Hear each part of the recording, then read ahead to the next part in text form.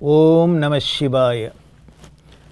வாக்குண்டாம் நல்ல மனமுண்டாம் மாமலராள் நோக்குண்டாம் மேனி நுடங்காது பூக்கொண்டு துப்பார் திருமேனி தும்பிக்கையான் பாதம் தப்பாவல் ஷார்வார் தமக்கு.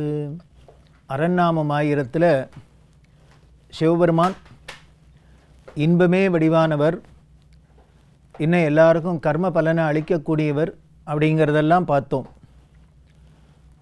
அடுத்த 338வது திருநாமம் ஓம் பிராச்சே நமஹா அப்படின்னு இருக்கு.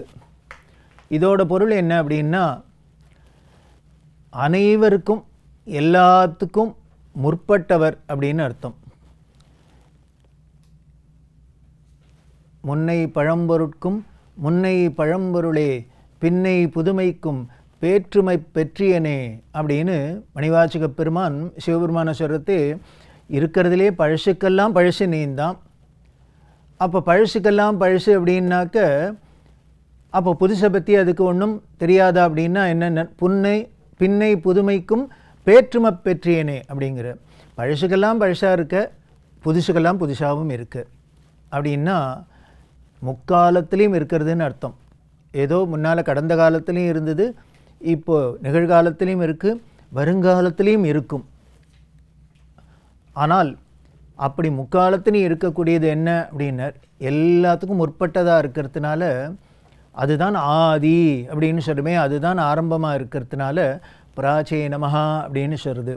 வேதமே எப்படி சொல்லியிருக்கு அப்படின்னர், யோ தேவானாம் பிரதமம் புரஸ்தாது விஸ்வாதிபூ ஹிரண்ய கர்ப்பம் பஷ்யத ஜாயமானம் அப்படிங்கிறது.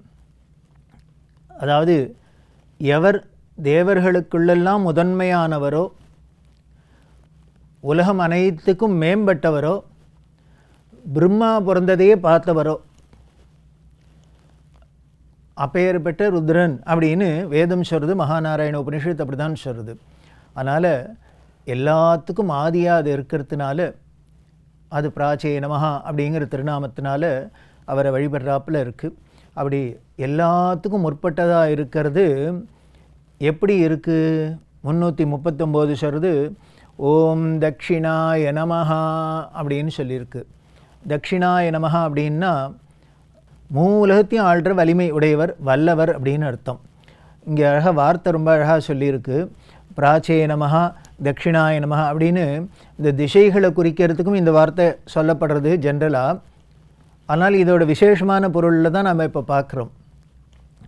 அப்படின்னா கிழக்காவும் இருக்குது, தெற்காவும் இருக்குது, வடக்காவும் இருக்குது, மேற்காவும் இருக்குது அப்படின்னு சொல்கிறாப்புல அந்த வார்த்தை பதப்பிரயோகம் அப்படி திசையை குறிக்கிற வார்த்தைகளாக இருந்தால் கூட அதோட பொருள் ரொம்ப விசேஷமாக இருக்குது.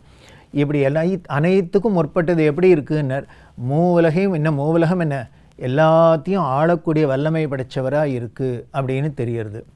அப்படி இருக்கிற அவர் இப்படி சொல்லித்தா இருக்கிறதுக்குள்ளேயே பெருசாக இருக்குது, எல்லாத்தையும் ஆளக்கூடிய வல்லமையுடையவர் அப்படின்னு சொல்லித்தா உடனே 340வது திருநாமம் என்ன சொல்கிறது அப்படின்னா ரொம்ப ஆச்சரியமாக ஓம் வாமனாய நமஹா அப்படின்னு சொல்லியிருக்கு. பொதுவாகவே வாமனன் அப்படின்னா ரொம்ப குள்ளம் அப்படிங்கிறது தான் நமக்கு தெரிஞ்சது. ஏன்னா அவர் குள்ளமாக அவதாரம் பண்ணினத்தினால வாமனர் அப்படின்னு அவருக்கு பேர். இது முன்னால் பிராச்சே நமஹா இருக்கிறதுக்குள்ளேயே முற்பட்டது பெருசு அப்படின்லாம் சொல்லிவிட்டு இப்போ இருக்கிறதுலே குள்ளமாக இருக்கக்கூடிய வாமன வடிவனர் அப்படின்னு சொல்கிறது. வாமன வடிவம் அப்படின்னாக்க குள்ளமாக இருக்கிறது எல்லாமேனும் ஒரு பொருள். இன்னொன்று விசேஷமாக சொல்லணும் அப்படின்னா வாமன அவதாரம் எடுத்தவர் அப்படின்னு. இது என்ன ஆச்சரியமான ஒரு விஷயமா இருக்குது. வாமனாவதாரம் எடுத்தது திருமால்னா தசாவதாரத்தில் ஒன்றா சொல்லியிருக்கே அப்படின்னா, நீங்கள் இந்த அரண்நாமம் 1000 பார்த்துன்னு வந்தால் அநேகமாக பல இடங்கள்லேயும் அந்த தசாவதாரத்தில் உள்ள பல விஷயங்களை சொல்லிகிட்டே வந்துடும். இவர் பண்ணினதாகவும் சொல்லும். அப்போ நிஜமாகவே நமக்கு ஒரு சந்தேகம் வரும், இது திருமால் பண்ணினாரா சிவன் பண்ணினாரா அப்படின்னா இதுலேருந்து நமக்கு விடை என்ன, புரிஞ்சிக்க வேண்டிய விஷயம் என்னன்னா, ஐயா அது ஒரே பொருள் தான் ஐயா, ஒரே ஆள் தான், அவருக்கு 2 பேர். எதுக்காக? அவர் பண்ணுற தொழிலை வச்சு ஒரே ஆள் பல காரியம் பண்ண மாட்டாளா என்ன? ஏன்னா இவர் தான் மூவுலகம் ஆளக்கூடிய வல்லமை படைச்சவராச்சே. பெரிய பலசாலியாச்சே, சர்வசக்திமானாச்சே. அதனால் அந்த பரம்பொருள் அப்படிங்கிறது கடவுள் பகவான் அப்படிங்கிறது ஒன்று தான். அதுக்கு பலவிதமான நாம ரூபங்களில் சொல்லப்பட்டிருக்கு. அதனால் வாமன வடிவம், வாமனாவதாரம் பண்ணினார் அப்படின்னதுனால உன்னை இங்கே அதில் வேறுபாடாக சொல்லலை, மாற்றி சொல்லலை. வாமன வடிவம் பண்ணினார் அப்படின்னு சொன்னார். எதுக்காக வாமனாவதாரம் பண்ணினார் அப்படின்னா மகாபலியோட அகந்தையை அடக்க. மகாபலி யார்? பரம பாகவதரான பிரஹ்லாதனோட பேரன். பிரஹ்லாதனோட பேரன். ஆனால் எப்பொழுதுமே இந்த பிறவி குணம் அப்படிங்கிறாப்புல அந்த அசுர குணம் பிரஹ்லாதனுக்கு ஏன் அப்படி அசுரகுலத்தில் பிறந்தும் அவ்வளவு பரம பக்தியோடு இருந்தார், பாகவதனாக இருந்தார் அப்படின்னா அதுக்கு காரணம் வேறு. தாயார் கையாவது வயத்தில் அவர் கர்ப்பத்தில் இருக்கிறதே இந்திரனால் சிறைபிடிக்கப்பட்டார். அப்போ வழியில் நாரத மகரிஷி பார்த்துட்டு என்ன பண்ணார், உங்களுக்குள்ள ஹிரண்யகசிப்புக்கும் உனக்கும் விரோதம் இருக்கலாம், அதுக்காக அவரோட மனைவியை, அதுவும் கர்ப்பவதியாக இருக்கிறவளை நீ இப்படி கடத்துறது ரொம்ப தப்பு அப்படின்னு சொல்லிவிட்டு அவர் என்ன பண்ணினார், தன்னோட ஆசிரமத்துக்கு அழிச்சுன்னு போயிட்டார்.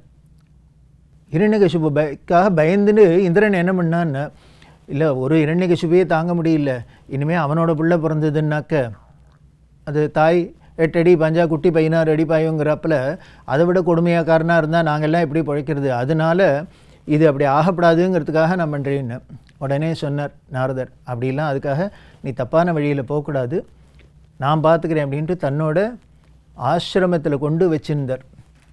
கையாதுவை தன்னோட ஆசிரமத்தில் வச்சுட்டு அந்த கர்ப்பகாலம் முழுக்கலும் நாரதர் என்ன பண்ண, நாரதர் ஆசிரமத்தில் இருந்தால் வேறு என்ன தானே கச்சாமிச்சன்னு கண்ணா பின்னான்னா நமக்கு தெரிய போகிறது இல்லை. எப்போதும் நாராயண நாமம், அந்த பகவன் நாமம் சத்கதை. இதை கேட்டு கேட்டு கேட்டு கர்ப்பஸ்ரீமான் அப்படின்னு கருவிலேயே திருவுடையவர் அப்படின்லாம் சொல்கிறா இல்லையா. இனிமேல் நம்ம பிறந்ததுக்கப்புறம் நல்லவனாக பிறக்கிறது பெரிய விஷயம் இல்லை. என்ன தாயார் வயத்துக்குள்ளே இருக்கிறதே, கருவில் இருக்கிறதையே நல்லவனாக இருக்கு, நல்ல பிண்டமாக இருக்கிறது, சிசுவாக இருக்கிறது. அப்படி நாரதரோட அந்த குருவோட கிருப்பையினால் அந்த பக்திங்கிற சூழ்நிலையிலே வளர்ந்ததுனால ஒரு அசுரனோட புள்ளை கூட பரம பாகவதனாக ஆக்க முடியும் அப்படிங்கிறத நமக்கு புராணத்தில் நிரூபித்து காமிக்கிறது. அதனால தான் நமது ஒரு சம்பிரதாயத்தில் நம்ம தேசத்தில் அதுவும் பெண்கள் கருத்தரித்திருக்கிறதே ரொம்ப அவர்களை சந்தோஷமாக வச்சுக்கிறது, அவர்களுக்கு என்ன அப்படின்னு நல்ல சூழ்நிலையில் வச்சுக்கிறது, சத்சங்கத்தில் வைக்கிறது. இதுக்கெல்லாம் காரணம் என்னென்ன, உள்ளே இருக்கிற சிசு நல்ல குழந்தையாக இருக்கும், நல்ல பிரஜைகளாக வரும். அப்படி பரம பாகவதனாக இருந்த அந்த பிரகலாதனுக்கு அனுகிரகம் பண்ணுறதுனால என்ன பண்ணார் அப்படின்னார், இன்னுமே எந்த அசுரனாக இருந்தாலும் நீ குலம் என்னமோ அசுர குலம்தான், இனிமேல் யாரையும் நான் வதம் பண்ண மாட்டேன்னு ப்ராமிஸ் பண்ணேன். ஒத்தனுக்காக உன்னோட பக்திக்காக இனிமேல் உன் குலத்தில் வர யாரையும் நான் வதம் பண்ண மாட்டேன்னு அப்படின்னு வாக்கு கொடுத்துட்டார். ஆனால் அதே இந்த பிரகலாதனோட பேரனான மகாபலி என்னன்னார், நல்லவராக தான் இருந்தார், நல்ல அவருக்கும் பக்தி ஸ்ரத்தை இருந்தது. ஆனால் அப்பப்போ அந்த அசுரகுணம், அதில் ரொம்ப முக்கியமானது என்னன்னார், அந்த கர்வம். மூவுலகத்தையும் நாம் ஆள்றோம், இனிமேல் நம்மளை யார் என்ன கேட்க முடியும் அப்படின்னு. அப்போது அந்த கர்வத்தை அடக்கணும், ஏன்னா வதம் பண்ண முடியாது, கர்வத்தை அடக்கணும். அதனால் என்ன பண்ணார், வாமனராக யாகசாலையில் அவர் யாகம் பண்ணுறதே 3 அடி மண்ணு கேட்டார். இந்த கதை தெரியும் இல்லையா. அப்போ 3 அடி மண்ணு கேட்குறதே ஒரு விஸ்வரூபம் எடுத்து ஆகாயத்தை அளந்தார், பூமி அளந்தார், இன்னொரு அடிக்கு எங்கன்னார். அவர் என்ன சொன்னார்னார் மகாபலி, அண்டச்சராச்சரத்தையும் மூவுலகத்தையும் நான் தான் ஆண்டுருக்கேன், அதனால் எல்லாம் என் தலைமையில் என்னோட கிரீடத்தில் தான் இருக்குது, அதனால் என் தலையில் காலை வச்சுக்கோ அப்படின்ட்டு அதை ஒரு அடியாக அளந்துக்கோன்னு. அதுக்காக தானே இவர் பார்த்துட்டு வச்சர் என்ன பண்ணார், பாதாளத்தில் அழித்திட்டார். பாதாளத்தில் அழித்தினதோடு இல்லை, பிரகலாதனோட பேரன் இவரும் பாகவதர் அப்படிங்கிறதுக்காக என்ன பண்ணார், வரம் கொடுத்தார். 7 சிரஞ்சீவிகளில் ஒருத்தராக ஒன்று வைக்கிறேன் அப்படின்னு. இன்றைக்கும் இருக்கார் மகாபலி. சிரஞ்சீவிகள்னால் எப்பொழுதும் இருக்கிற அழிவில்லாத இருக்கிறவர்கள் அப்படின்னு. இன்றைக்கும் கேரளாவில் பார்த்தோம் அப்படின்னா ஓணம் அப்படிங்கிற பண்டிகை போது மகாபலி வரார் அப்படின்னு அவளுக்கெல்லாம் ஒரு பெரிய அதை விழாவாகவே கொண்டாடுறா. வருஷத்துக்கு ஒரு தடவை பிரஜைகளை பார்த்துட்டு போகிறார் அப்படின்னு. அப்படி சிரஞ்சீவியாக ஆக்கினார், பாதாளத்தில் தள்ளிட்டார். அதுக்கு மேலே வரம் கொடுக்குறார். பாதாளத்தில் உன்னை வச்சாலும் உன் வீட்டு காவக்காரனாக நான் இருப்பேன்னு. உன் வீட்டு காவக்காரனாக நான் இருப்பேன். வாசலில் கூர்காவா செக்யூரிட்டியாக நான் இருக்கேன்னு யார் சொல்கிறார்? பரம்பொருள் பகவான் சொல்கிறார். எப்படி இருப்பேன்? கண்ணுக்கு தெரியாதில்ல, கண்ணுக்கு தெரியிறாப்பில் வேற இருப்பேன் அப்படின்னு. இப்படிலாம் வரம் கொடுத்து எல்லாம் பண்ணியாச்சு. மகாபலியை ஒரு வழியாக சரி பண்ணியாச்சு. இப்போது அந்த வாமனருக்கு ஒரு கில்ட்டியாக ஃபீல் பண்ணார். என்னென்ன நம்ம என்ன இருந்தாலும் வஞ்சனை பண்ணிட்டோம் அவனை. காரணம் என்ன? கேட்டது இத்தினூண்டுக்காக இருந்து வாமன வடிவத்திலேருந்து 3 அடி எங்காலால் கொடுன்னு கேட்டோம். ஆனால் அப்படியே தானே அளந்திருக்கணும். இவர் அளக்கிறதே என்ன பண்ணிட்டார்? விஸ்வரூபம் எடுத்துட்டார் இல்லையா? அப்போ வார்த்தை மாறிட்டார், வஞ்சிச்சிட்டார் இல்லையா, வஞ்சனை பண்ணிட்டார் இல்லையா? அந்த தோஷம் வந்தது. சனாதன இந்து மதத்தில் தான் ஆச்சரியமாக இருக்கும். பகவானாக இருந்தால் கூட, கடவுளாக இருந்தால் கூட ஒரு தப்பு பண்ணினா தப்பு தான். யாராக இருந்தாலும் அதுக்கு உண்டான பலன் உண்டு அப்படிங்கிறதுல ரொம்ப ஸ்ட்ராங்காகவே இருக்குது. அதனால் திருமால் என்ன பண்ணாரா, ரொம்ப மனசு வருத்தப்பட்டு என்ன பண்ணினாலும் ஒரு தேவைக்காக பண்ணினோம், இருந்தால் கூட இப்படி ஒரு வஞ்சனை பண்ணிட்டுமே, இந்த தோஷத்தை போக்கிக்கணுங்கிறதுக்காக என்ன பண்ணார்? சிவனை குறித்து பூஜை பண்ணினார், தவம் பண்ணினார். எந்த இடத்துல அப்படின்னார்? திருமாணிக்குழி அப்படின்னு ஒரு திருத்தலம் கடலூர் மாவட்டத்தில் இருக்குது. அந்த ஊருக்கு உள்ள சுவாமி பேர் வாமனபுரீஸ்வரர் அப்படின்னு பேர். ரொம்ப ஆச்சரியமான திருத்தலம். அதை பூ கைலாசம், பூ வைகுண்டம் அப்படின்லாம் புகழப்பட்டிருக்கு. அங்கே தான் சிவபெருமானுக்கு திருமாலுக்கு 2 பேருக்கும் சேர்த்து முக்கியத்துவம் உள்ள ஒரு பெரிய திருத்தலம் திருமாணிக்குழி. மாணின்னாக்க பிரம்மச்சாரியாக இருக்கிறது, கல்யாணமாகாத படிச்சுட்டு இருக்கிற பையனாக இருக்கிறது பேர் மாணின்னு பேர். அதனால் திருமாணிக்குழி அப்படின்னு பேர். அம்புஜாட்சின்னு அம்பிகை பேர். சம்பந்தர் பாடல் பெற்ற ஸ்தலம். கடில நதி அப்படிங்கிற கடில நதி, அதுக்கு பேர் கருட நதின்னு பேர். அந்த கடில நதி கரையில் இருக்கிற திருத்தலம். இப்படி பல சிறப்பு நிறைஞ்சது இந்த திருமாணிக்குழி. அங்கே வாமனபுரீஸ்வரா சிவபெருமானை என்ன பண்ணார்? வாமனர் தன்னோட இந்த தோஷம் போகிறதுக்காக சிவ பூஜை பண்ணினர், வழிபாடு பண்ணினர். வழிபாடு பண்ணிட்டு என்ன பண்ணார்? அப்போ உடனே சிவன் பார்வதியோட தரிசனம் கொடுக்க என்ன சொன்னார்? உன்னை இடையூறு இல்லாத எப்பொழுதும் நான் பூஜை பண்ணிகிட்டே இருக்கணும் அப்படின்னு கேட்டாராம் வரம். அதனால 11 ருத்ரர்களில் ஒருத்தரான பீமருத்ரரை திரையாயிருந்து நீ பாதுகாக்கணும் அப்படின்னு சொல்ல, அங்கே பார்த்தேன்னா ஆச்சரியமாக இருக்கும்.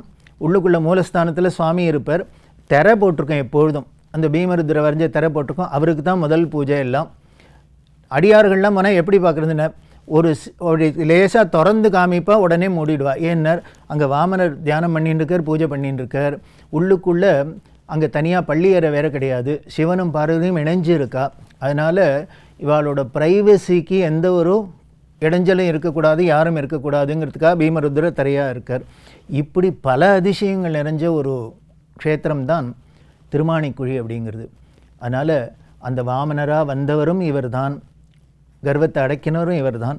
இப்படி வாமன வடிவத்தில் இருந்து வழிபாடு பண்ணி நமக்கு அந்த பண்ணுற தப்புக்கு எப்படி விமோச்சனம் அப்படிங்கிறதையும் வழிகாமிக்கிறது தான். அப்படி இருக்கக்கூடிய அந்த சிவபெருமானோட பெருமைகளில் பல விஷயங்களை தொடர்ந்து பார்க்க போகிறோம். ஓம் நம சிவாய.